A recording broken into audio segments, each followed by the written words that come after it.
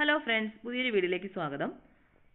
ഇന്ന് നമുക്ക് SCERT 9ാം സ്റ്റാൻഡേർഡിലെ chemistry text ബുക്കിലെ ബോക്സുകൾ നോക്കാം. വീഡിയോയിലേക്ക് പോകാം. പഞ്ചസാര, അതിനകത്തെ ഘടകമൂലകങ്ങൾ കാർബൺ, ഹൈഡ്രജൻ, ഓക്സിജൻ, തന്മാത്രകളുടെ രാസസൂത്രം C12H22O11, ആറ്റങ്ങളുടെ എണ്ണത്തിന്റെ അനുപാതം 22:11. ഗ്ലൂക്കോസ്, അതിന്റെ ഘടകമൂലകങ്ങൾ കാർബൺ, ഹൈഡ്രജൻ, ഓക്സിജൻ, തന്മാത്രയുടെ രാസസൂത്രം C6H12O6, ആറ്റങ്ങളുടെ എണ്ണത്തിന്റെ അനുപാതം 1:2:1. ജലം, ഹൈഡ്രജൻ, ഓക്സിജൻ, തന്മാത്രയുടെ രാസസൂത്രം H2O, ആറ്റങ്ങളുടെ എണ്ണത്തിലെ അനുപാതം 2:1. കാഥോഡ് രശ്മികളുടെ കണ്ടെത്തൽ. മർദ്ദം കുറയുമ്പോൾ വാതകങ്ങളിൽ കൂടി വൈദ്യുതി കടന്നു പോകുമെന്ന് 19ാം നൂറ്റാണ്ടിന്റെ ആദ്യ പകുതിയിൽ തന്നെ കണ്ടെത്തിയിരുന്നു. കുറഞ്ഞ മർദ്ദത്തിൽ വാതകങ്ങളിൽ കൂടി വൈദ്യുതി കടന്നു പോകുമ്പോൾ ഉണ്ടാകുന്ന മാറ്റങ്ങൾ മൈക്കൽ ഫാരഡെ പഠിക്കുകയുണ്ടായി. പക്ഷേ കാര്യക്ഷമമായ നിർവാത പമ്പുകൾ ഇല്ലാതിരുന്നതും വായു നീക്കം ചെയ്ത ഗ്ലാസ് ട്യൂബുകൾ ക്രമീകരിക്കുന്നതിലെ ബുദ്ധിമുട്ടും പഠനങ്ങൾ ശ്രമകരമാക്കി. 1854 ഹെൻറിച്ച് ഗീസ്ലർ ഡിസ്ചാർജ് ട്യൂബുകളും നിർവാത പമ്പുകളും വികസിപ്പിച്ചെടുത്തു. മെച്ചപ്പെട്ട ഗീസ്ലർ ട്യൂബുകൾ ലഭ്യമായതോടെ ജൂലിയസ് പ്ലക്കർ അതുപയോഗിച്ച് നിരവധി പരീക്ഷണങ്ങൾ നടത്തി. വൈദ്യുതി കടത്തിവിടുമ്പോൾ ട്യൂബിലെ കാഥോഡിന് എതിർവശത്തായി ഒരു ദീപ്തി ഉണ്ടാകുന്നുവെന്നും കാന്തത്തിന്റെ സാന്നിധ്യത്തിൽ ഈ തിളക്കത്തിന്റെ സ്ഥാനം മാറ്റാമെന്നും അദ്ദേഹം കണ്ടെത്തി. ജൊഹാൻ വില്യം ഹിറ്റോർഫ് 1869, ഒയ്ഗൻ ഗോൾഡ്സ്റ്റൈൻ 1876 എന്നീ ശാസ്ത്രജ്ഞർ ഈ പരീക്ഷണങ്ങൾ തുടർന്ന് നടത്തി. കാഥോഡിൽ നിന്നും പുറപ്പെടുന്ന ഏതോ രശ്മികളാണ് തിളക്കത്തിന് കാരണമാകുന്നതെന്ന് അവർ കണ്ടെത്തി. ഇലക്ട്രോണിന്റെ മാസ്. ഇലക്ട്രോണിന്റെ EM അനുപാതം 1.76 × 1011 C/kg ആണ്. എന്നാൽ ചാർജും മാസും വെവ്വേറെ കണ്ടെത്തുന്നതിൽ J. തോംസൺ വിജയിച്ചില്ല. പിന്നീട് റോബർട്ട് മില്ലിക്കൺ തന്റെ പ്രശസ്തമായ ഓയിൽ ഡ്രോപ്പ് പരീക്ഷണത്തിലൂടെ ഇലക്ട്രോണിന് 1.6 × 10⁻⁹ C നെഗറ്റീവ് ചാർജ് ഉണ്ടെന്ന് കണ്ടെത്തുകയും, ആരാണ്? റോബർട്ട് മില്ലിക്കൺ ആണ് ഇലക്ട്രോണിന് നെഗറ്റീവ് ചാർജ് ഉണ്ടെന്ന് കണ്ടെത്തിയത്. ഇതിൽ നിന്നും ഇലക്ട്രോണിന്റെ മാസ് 9.1 × 10⁻⁻31 kg ആണെന്ന് കണക്കാക്കുകയും ചെയ്തു. റേഡിയോ ആക്റ്റീവത. യുറേനിയം, തോറിയം തുടങ്ങിയ മൂലകങ്ങൾ സ്വയം ചില വികിരണങ്ങൾ പുറത്തുവിടുന്ന പ്രതിഭാസമാണ് റേഡിയോ ആക്റ്റീവത. 1896 ഹെൻറി ബെക്കറലാണ് ഇത് കണ്ടെത്തിയത്. പ്രധാനമായും 3 തരം കിരണങ്ങളാണ് റേഡിയോ ആക്റ്റീവതയുടെ ഫലമായി പുറത്തുവരുന്നത്. പോസിറ്റീവ് ചാർജും മാസുമുള്ള ആൽഫ കിരണങ്ങൾ, നെഗറ്റീവ് ചാർജുള്ള ബീറ്റ കിരണങ്ങൾ, ചാർജും മാസും ഇല്ലാത്ത ഗാമ കിരണങ്ങൾ എന്നിവയാണവ. റുദർഫോർഡിന്റെ ആറ്റം മാതൃകയെ താഴെ പറയുന്ന രീതിയിൽ ചുരുക്കി എഴുതാം. റുദർഫോർഡിന്റെ ആറ്റം മാതൃക. ആറ്റത്തിന് ന്യൂക്ലിയസ് എന്ന ഒരു കേന്ദ്രഭാഗമുണ്ട്. ആറ്റത്തിന്റെ വലിപ്പവുമായി താരതമ്യം ചെയ്യുമ്പോൾ ന്യൂക്ലിയസിന് വലിപ്പം വളരെ കുറവാണ്. ആറ്റത്തിന്റെ മുഴുവൻ പോസിറ്റീവ് ചാർജും മാസ് ഏകദേശം പൂർണ്ണമായും ന്യൂക്ലിയസിൽ കേന്ദ്രീകരിച്ചിരിക്കുന്നു. ഇലക്ട്രോണുകൾ ന്യൂക്ലിയസിനു ചുറ്റും വൃത്താകൃതിയിലുള്ള ഓർബിറ്റിൽ വളരെ വേഗത്തിൽ പ്രദക്ഷിണം ചെയ്യുന്നു. ബോർ ആറ്റം മാതൃകയിലെ പ്രധാന ആശയങ്ങൾ. ആറ്റത്തിന്റെ ന്യൂക്ലിയസിനു ചുറ്റും ഇലക്ട്രോൺ പ്രദക്ഷിണം ചെയ്യുന്നത് നിശ്ചിത ഓർബിറ്റുകളിൽ ആണ്. ഓരോ ഓർബിറ്റിലെയും ഇലക്ട്രോണിന് ഒരു നിശ്ചിത ഊർജമുണ്ട്. അതിനാൽ ഓർബിറ്റുകളെ ഊർജ നിലകൾ എന്ന് പറയുന്നു. ഒരു നിശ്ചിത ഓർബിറ്റിൽ പ്രദക്ഷിണം ചെയ്യുന്നിടത്തോളം ഇലക്ട്രോണിന്റെ ഊർജം കൂടുകയോ കുറയുകയോ ചെയ്യുന്നില്ല. അതിനാൽ ഓർബിറ്റുകൾ സ്ഥിരോർജ നിലകൾ എന്നും അറിയപ്പെടുന്നു. ന്യൂക്ലിയസിൽ നിന്നുള്ള അകലം കൂടുന്തോറും ഓർബിറ്റുകളുടെ ഊർജവും കൂടുന്നു. ഊർജം കൂടിയ ഓർബിറ്റിൽ നിന്നും ഊർജം കുറഞ്ഞ ഓർബിറ്റിലേക്ക് ഇലക്ട്രോൺ മാറുമ്പോൾ ഊർജം പുറത്തേക്ക് വിടുന്നു. ഊർജം കുറഞ്ഞ ഓർബിറ്റുകളിൽ നിന്നും ഊർജം കൂടിയ ഓർബിറ്റുകളിലേക്ക് ഇലക്ട്രോൺ മാറുമ്പോൾ ഊർജം ആഗിരണം ചെയ്യുന്നു. ഓർബിറ്റുകൾക്ക് 1, 2, 3, 4, 5 എന്നിങ്ങനെ സംഖ്യകൾ നൽകി സൂചിപ്പിക്കാവുന്നതാണ്. അറ്റോമിക നമ്പറും മാസ് നമ്പറും. അറ്റോമിക നമ്പർ എന്ന് പറഞ്ഞാൽ എന്താണ്? പ്രോട്ടോണുകളുടെ എണ്ണം സമം ഇലക്ട്രോണുകളുടെ എണ്ണം. അപ്പോൾ ഇലക്ട്രോണുകളുടെ എണ്ണവും പ്രോട്ടോണുകളുടെ എണ്ണവും തുല്യമായിരിക്കും. ഇനി മാസ് നമ്പർ പ്രോട്ടോണുകളുടെ എണ്ണം അധികം ഇലക്ട്രോണുകളുടെ എണ്ണം സമം അറ്റോമിക നമ്പർ പ്ലസ് ന്യൂട്രോണുകളുടെ എണ്ണം. ന്യൂട്രോണുകളുടെ എണ്ണം എന്ന് പറഞ്ഞാൽ മാസ് നമ്പർ മൈനസ് പ്രോട്ടോണുകളുടെ എണ്ണം സമം mass number minus atomic number. ഇനി ഐസോടോപ്പും അവയുടെ ഉപയോഗങ്ങളും. അയഡിൻ 131 തൈറോയിഡ് ഗ്രന്ഥിയുടെ പ്രവർത്തനങ്ങളുടെ പഠനത്തിനും ചികിത്സയ്ക്കും. യുറേനിയം 235 ആണവ നിലയങ്ങളിൽ ഇന്ധനം. കോബാൾട്ട് 60 ക്യാൻസർ ചികിത്സയ്ക്ക്. സോഡിയം 24 വ്യാവസായിക പൈപ്പ് ലൈനുകളിലെ ചോർച്ച കണ്ടെത്തൽ. അയൺ 59 അനീമിയ നിർണയിക്കൽ. ഒരേ അറ്റോമിക നമ്പറും വ്യത്യസ്ത മാസ് നമ്പറുമുള്ള ഒരേ മൂലകത്തിന്റെ വ്യത്യസ്ത ആറ്റങ്ങളാണ് ഐസോടോപ്പുകൾ. ഐസോടോപ്പുകൾ ഒരേ രാസസ്വഭാവം കാണിക്കുന്നു, എന്നാൽ ഭൗതിക സ്വഭാവങ്ങളിൽ ചെറിയ വ്യത്യാസങ്ങൾ കാണിക്കുന്നു. ഐസോടോണുകൾ. ന്യൂട്രോണുകളുടെ എണ്ണം തുല്യമായ ആറ്റങ്ങൾ ഐസോടോണുകൾ എന്നറിയപ്പെടുന്നു. പുതിയതായി കണ്ടെത്തിയ മൂലകങ്ങൾ. 2016 4 മൂലകങ്ങൾ കൂടി പീരിയോഡിക് ടേബിളിൽ ചേർക്കപ്പെട്ടു. ഈ മൂലകങ്ങളെ 7ാം പീരീഡിൽ ഉൾപ്പെടുത്തിയിരിക്കുന്നു. അറ്റോമിക് നമ്പർ 113 പ്രതീകം NH നിഹോണിയം. 115 പ്രതീകം MC അതിന്റെ പേര് മോസ്കോവിയം. 117 പ്രതീകം TS ടെന്നസിൻ. 118 OG ആണ് പ്രതീകം ഓഗനൈസൻ. നിഹോൺ എന്ന ജപ്പാനീസ് ഭാഷയിലുള്ള വാക്കിൽ നിന്നാണ് നിഹോണിയം എന്ന് ആ പേര് മൂലകത്തിന് ലഭിച്ചത്. ജപ്പാൻ എന്നതിന് ജാപ്പാനീസ് ഭാഷയിൽ ഉപയോഗിക്കുന്ന വാക്കാണിത്. ഉദയസൂര്യന്റെ നാട് എന്നും ഇതിന് അർത്ഥമുണ്ട്. മോസ്കോവിയം എന്ന മൂലകത്തിന്റെ കണ്ടുപിടുത്തവുമായി ബന്ധപ്പെട്ട പരീക്ഷണങ്ങൾ പ്രധാനമായും നടത്തിയിരുന്നത് മോസ്കോയിലുള്ള ലാബുകളിലായിരുന്നു. ടെന്നസി പ്രദേശത്തെ ലാബുകളിലെ പരീക്ഷണങ്ങളാണ് ടെന്നസിൻ എന്ന മൂലകത്തിന് ആ പേര് വന്നതിന്റെ അടിസ്ഥാനം. ഈ 3 മൂലകങ്ങളുടെയും പേരുകൾ ഇവയുമായി ബന്ധപ്പെട്ട സ്ഥലങ്ങളുടെ പേരിൽ നിന്നുമാണ് ലഭിച്ചത്. എന്നാൽ ഓഗനൈസൻ എന്ന മൂലകത്തിന് പേര് നൽകിയത് പ്രൊഫസർ യൂറി ഓഗനൈഷ്യൻ എന്ന ന്യൂക്ലിയർ ശാസ്ത്രജ്ഞനോടുള്ള ബഹുമാനാർത്ഥമാണ്. ജീവിച്ചിരിക്കുന്ന ശാസ്ത്രജ്ഞന്മാരോടുള്ള ബഹുമാനാർത്ഥം മൂലകങ്ങൾക്ക് പേര് നൽകുന്നതിന്റെ രണ്ടാമത്തെ ഉദാഹരണമാണിത്. ആദ്യമായി ഇപ്രകാരം പേര് നൽകിയത് അറ്റോമിക നമ്പർ 106 സീബോർഗിയം എന്ന മൂലകത്തിനായിരുന്നു. ഗ്ലൈൻ സീബോർഗ് എന്ന അമേരിക്കൻ രസതന്ത്രജ്ഞനോടുള്ള ബഹുമാന സൂചകമായാണ് ഈ പേര് നൽകിയത്. 1ഉം 2ഉം ഗ്രൂപ്പിലെ മൂലകങ്ങളിൽ ബാഹ്യതമ ഷെല്ലിലെ ഇലക്ട്രോണുകളുടെ എണ്ണമാണ് അവയുടെ ഗ്രൂപ്പ് നമ്പർ.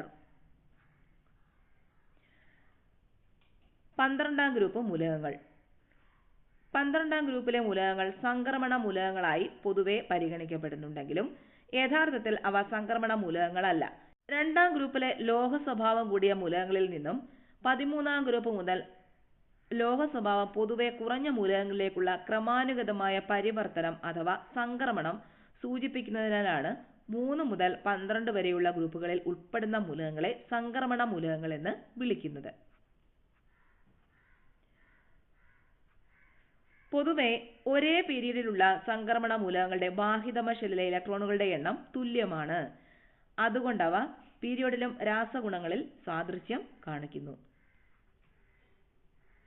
3 മുതൽ 12 വരെയുള്ള 10 ഗ്രൂപ്പുകളിൽ ഇലക്ട്രോൺ പൂരണം നടക്കുന്നത് ബാഹ്യതമ ഷെല്ലിന്റെ തൊട്ടടുത്തുള്ള ഷെല്ലിലാണ്. 6ാം പീരീഡിൽ ലാന്ധനത്തെയും തുടർന്നു വരുന്ന 14 മൂലകങ്ങളെയും പീരിയോഡിക് ടേബിളിൽ ചുവടെ പ്രത്യേകമായി ക്രമീകരിച്ചിരിക്കുന്നു. അറ്റോമിക നമ്പർ 57 ലാന്ധനം മുതൽ അറ്റോമിക നമ്പർ 71 ലുട്ടീഷ്യം വരെയുള്ള മൂലകങ്ങളെ ലാന്ധനോയിഡുകൾ എന്ന് വിളിക്കുന്നു. 7ാം പീരീഡിലെ ആക്ടീനിയവും തുടർന്നു വരുന്ന 14 മൂലകങ്ങളും പീരിയോഡിക് ടേബിളിൽ ലാന്ധനോയിഡുകൾക്ക് ചുവടെ പ്രത്യേകം ക്രമീകരിച്ചിരിക്കുന്നു. അറ്റോമിക നമ്പർ 89 ആക്ടീനിയം മുതൽ അറ്റോമിക നമ്പർ 103 ലൊറാൻഷ്യം വരെയുള്ള മൂലകങ്ങളെ ആക്ടിനോയിഡുകൾ എന്നു വിളിക്കുന്നു.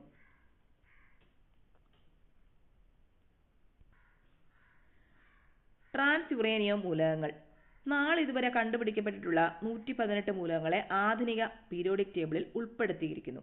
ഇവയിൽ അറ്റോമിക് നമ്പർ 1 മുതൽ 92 വരെയുള്ള മൂലകങ്ങളിൽ technetium atomic number 43, promethium atomic number 61 എന്നിവ ഒഴികെയുള്ളവ പ്രകൃതിയിൽ കാണപ്പെടുന്നവയാണ്.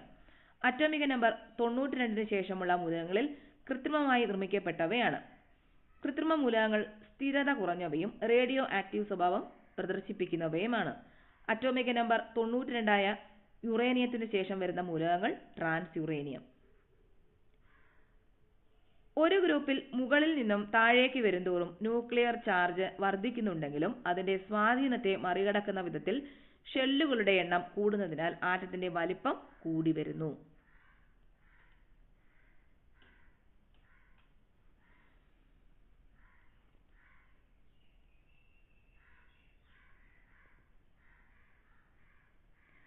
ഒരു പീരീഡിൽ ഇടത്തു നിന്നും വലത്തോട്ട് പോകുന്തോറും ഷെല്ലുകളുടെ എണ്ണത്തിൽ മാറ്റം ഉണ്ടാകുന്നില്ല. എന്നാൽ ന്യൂക്ലിയർ ചാർജ് ക്രമേണ കൂടുന്നു. ബാഹിതമ ഇലക്ട്രോണുകളിൽ ന്യൂക്ലിയസിന്റെ ആകർഷണ ബലം കൂടുന്നു. അതിനാൽ ആറ്റത്തിന്റെ വലിപ്പം ക്രമേണ കുറയുന്നു. ഒരു ഗ്രൂപ്പിൽ മുകളിൽ നിന്നും താഴേക്ക് വരുന്തോറും ആറ്റത്തിന്റെ വലിപ്പം കൂടി വരുന്നു. ഒരു പീരീഡിൽ ഇടതു നിന്നും വലതോട്ട് പോകുന്തോറും ആറ്റത്തിന്റെ വലിപ്പം പൊതുവെ കുറഞ്ഞു വരുന്നു.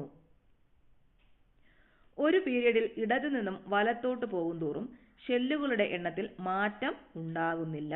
എന്നാൽ ന്യൂക്ലിയർ ചാർജ് ക്രമേണ കൂടുന്നു. ബാഹിതമ ഇലക്ട്രോണിൽ ന്യൂക്ലിയസിന്റെ ആകർഷണ ബലം കൂടുന്നു. അതിനാൽ ആറ്റത്തിന്റെ വലിപ്പം ക്രമേണ കുറയുന്നു. ഒരു ഗ്രൂപ്പിൽ മുകളിൽ നിന്നും താഴേക്ക് വരുന്തോറും ആറ്റത്തിന്റെ വലിപ്പം കൂടി വരുന്നു. ഒരു പീരീഡിൽ ഇടതു നിന്നും വലത്തോട്ട് പോകുന്തോറും ആറ്റത്തിന്റെ വലിപ്പം പൊതുവെ കുറഞ്ഞു വരുന്നു. ഉത്കൃഷ്ട വാതകങ്ങളിലെ ഉള്ളതുപോലെ ബാഹിതമ ഷെല്ലിൽ 8 ഇലക്ട്രോണുകൾ വരുന്ന ക്രമീകരണം അഷ്ടക വിന്യാസം എന്നറിയപ്പെടുന്നു. ഒരു സംയുക്തത്തിൽ ഘടക കണങ്ങളെ ചേർത്ത് നിർത്തുന്ന ബലത്തെ രാസബന്ധനം എന്ന് പറയുന്നു.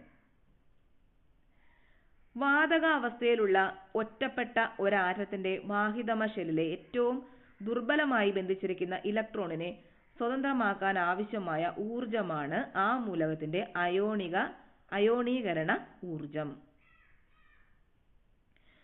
ഒരു നിർവീര്യമായ വാതക ആറ്റത്തിലേക്ക് ഒരു ഇലക്ട്രോൺ ചേർത്ത് അതിനെ ഒരു നെഗറ്റീവ് അയോണാക്കി മാറ്റുന്ന പ്രവർത്തനത്തിൽ പുറത്തുവിടുന്ന ഊർജത്തെ ഇലക്ട്രോൺ ആർജിത എൻതാൽപ്പി എന്ന് വിളിക്കുന്നു.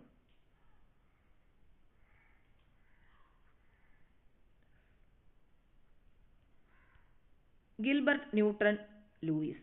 കാലിഫോർണിയ യൂണിവേഴ്സിറ്റിയിലെ ഡീൻ ആയിരുന്ന ഗിൽബർട്ട് ന്യൂട്ടൺ ലൂയിസ് ഒരു ഭൗതിക രസതന്ത്രജ്ഞൻ ആയിരുന്നു. ഇലക്ട്രോൺ ജോഡി, സഹസംയോജക ബന്ധനം എന്നീ ആശയങ്ങൾ മുന്നോട്ട് വെച്ചത് അദ്ദേഹമായിരുന്നു. ആറ്റങ്ങളുടെയും തന്മാത്രകളുടെയും ഇലക്ട്രോൺ ഡോട്ട് ഘടന അദ്ദേഹത്തിന്റെ സംഭാവനയായിരുന്നു. താപഗതികം, പ്രകാശ രാസപ്രവർത്തനങ്ങൾ, ഐസോടോപ്പുകളെ വേർതിരിക്കൽ എന്നീ മേഖലകളിലും നിരവധി സംഭാവനകൾ നൽകിയിട്ടുണ്ട്. ആപേക്ഷികത, ക്വാണ്ടം ഭൗതികത എന്നിവ പ്രധാന ഗവേഷണ മേഖലകളായിരുന്നു. ആസിഡുകളെയും ബേസുകളെയും കുറിച്ചുള്ള നിർവചനവും അദ്ദേഹം നൽകുകയുണ്ടായി. വികിരണോർജ്ജത്തിന്റെ ഏറ്റവും ചെറിയ കണികയ്ക്ക് ഫോട്ടോൺ എന്ന പേര് നൽകിയതും അദ്ദേഹമാണ്. അയോണിക സംയുക്തങ്ങളിൽ വിപരീത ചാർജുള്ള ഘടക അയോണുകളെ ചേർത്ത് നിർത്തുന്ന വൈദ്യുത ആകർഷണ ബലമാണ് അയോണിക ബന്ധനം. അയോണിക ബന്ധനത്തിന്റെ മറ്റൊരു പേരാണ് ഇലക്ട്രോവാലന്റ് ബന്ധനം. അയോണിക ബന്ധനം വഴി ഉണ്ടാകുന്ന സംയുക്തങ്ങൾ അയോണിക സംയുക്തങ്ങൾ അഥവാ ഇലക്ട്രോവാലന്റ് സംയുക്തങ്ങൾ എന്ന് അറിയപ്പെടുന്നു. ഇലക്ട്രോൺ പങ്കുവയ്ക്കലിലൂടെ ഉണ്ടാകുന്ന രാസബന്ധനത്തെ സഹസംയോജക ബന്ധനം എന്ന് പറയുന്നു. ഒരു ജോഡി ഇലക്ട്രോൺ പങ്കുവയ്ക്കുന്നതിലൂടെ ഉണ്ടാകുന്ന സഹസംയോജക ബന്ധനം ഏകബന്ധനമാണ്.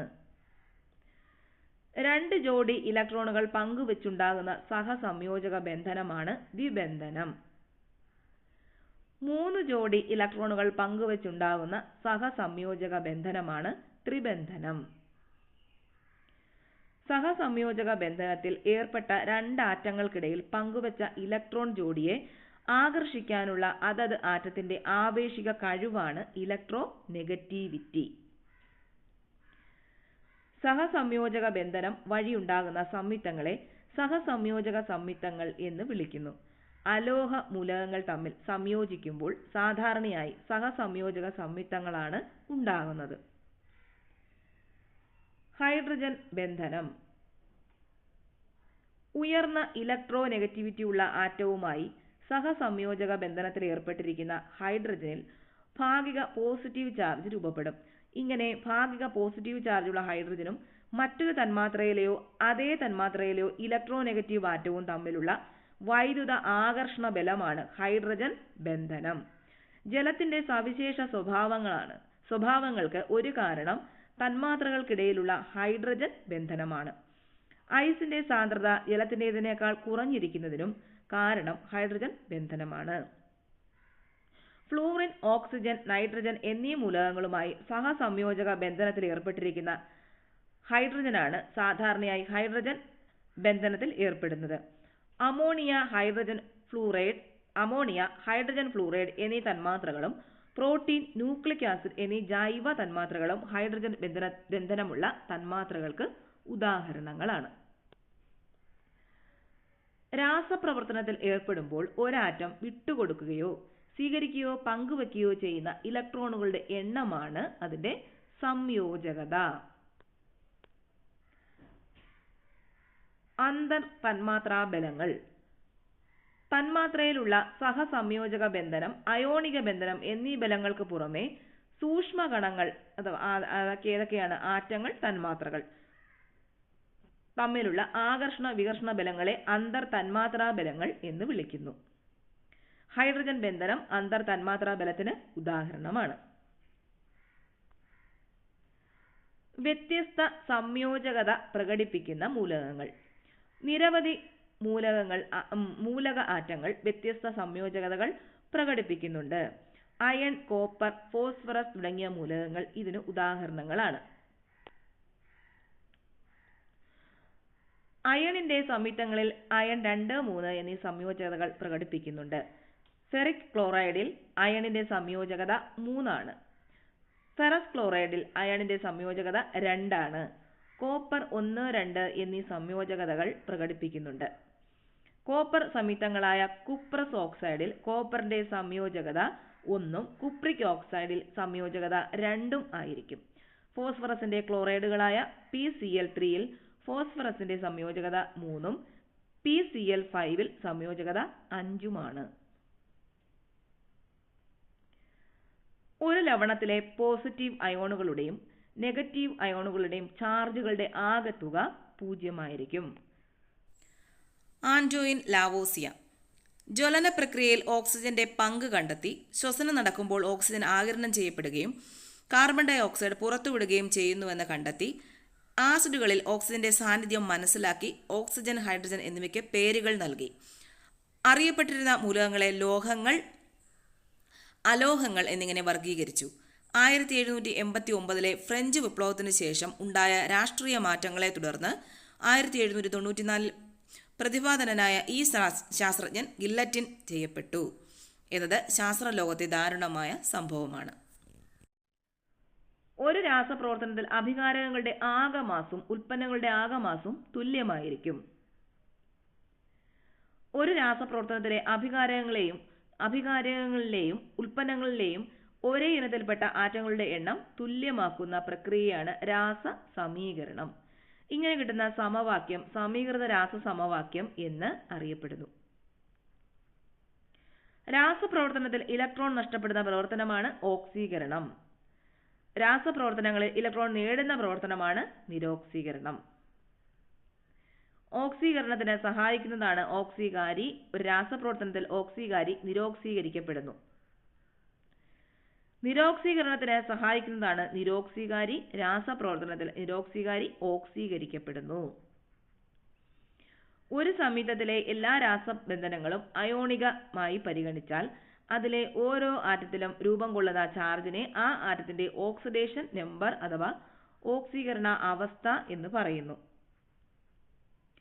ഒരു സംയുക്തത്തിലെ ഘടക ആറ്റങ്ങളുടെ ഓക്സിഡേഷൻ നമ്പറുകളുടെ ആകെത്തുക 0 മൂലക തന്മാത്രകളിൽ ആറ്റങ്ങൾ ഇലക്ട്രോണുകളെ തുല്യമായി പങ്കുവയ്ക്കുന്നതിനാൽ മൂലകാവസ്ഥയിൽ ഓക്സിഡേഷൻ നമ്പർ 0 പരിഗണിക്കുന്നു. ഓക്സിഡേഷൻ നമ്പർ കൂടുന്ന പ്രവർത്തനം ഓക്സീകരണവും ഓക്സിഡേഷൻ നമ്പർ കുറയുന്ന പ്രവർത്തനം നിരോക്സീകരണവുമാണ്. ഇവിടെ ഓക്സിഡേഷനും ഓക്സീകരണവും നിരോക്സീകരണവും ഒരേ സമയം തന്നെയാണ് നടക്കുന്നത്. ഇത്തരം പ്രവർത്തനങ്ങളെ റിഡോക്സ് പ്രവർത്തനങ്ങൾ എന്ന് പറയുന്നു.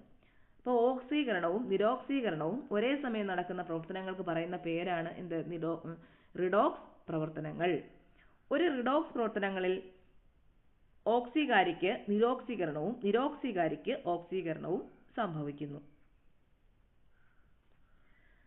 ഇത്രയേ ഉള്ളൂ. ഇനി ഇതിന്റെ പാർട്ട് 2 ഉണ്ട്, 10th ഉണ്ട് കെമിസ്ട്രി. അപ്പോൾ അത് അടുത്തൊരു വീഡിയോ ആയിട്ട് ഇടാം.